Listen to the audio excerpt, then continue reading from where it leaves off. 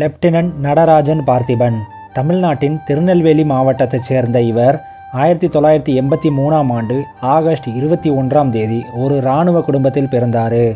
Doctor Abdul Kalam பெயரால் ஈர்க்கப்பட்டு அறிவியலில் மிகுந்த ஆர்வம் கொண்டதுனால இவரை கல்லூரியில் கலபன் என்று செல்ல பெயரால் அழைத்தாங்க.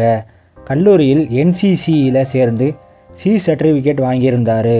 இதன் மூலம் இந்திய இராணுவத்தில் சேர வேண்டும் எண்ணம் இவரிடையே அதிகரித்தது. இவர் இயற்பியலில் MSCயில் சேர்ந்தபோது சென்னை OTAல இருந்து அழைப்பு வந்திருக்கு.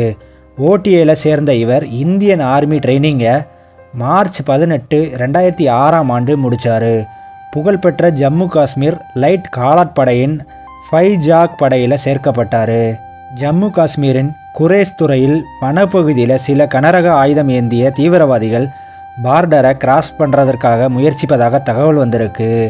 உடனே விரைந்து சென்ற இவரின் குழுவினர் துப்பாக்கிச்சூடு நடத்தினாங்க. இதில் பார்த்திபனும் தனது நண்பருடன் சேர்ந்து தீவிரவாத மறைவிடத்தை நெருங்கினாங்க. திடீரென பாறைகள் பின்னால் ஒளிஞ்சிருந்த தீவிரவாதிகள் சரமாரியாக இவர்களை சுட்டார்கள்.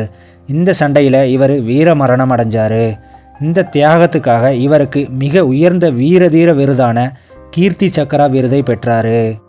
இந்த வீடியோவுக்கு மறந்துடாமல் லைக் பண்ணுங்கள், சேனலை சப்ஸ்கிரைப் பண்ணுங்கள்.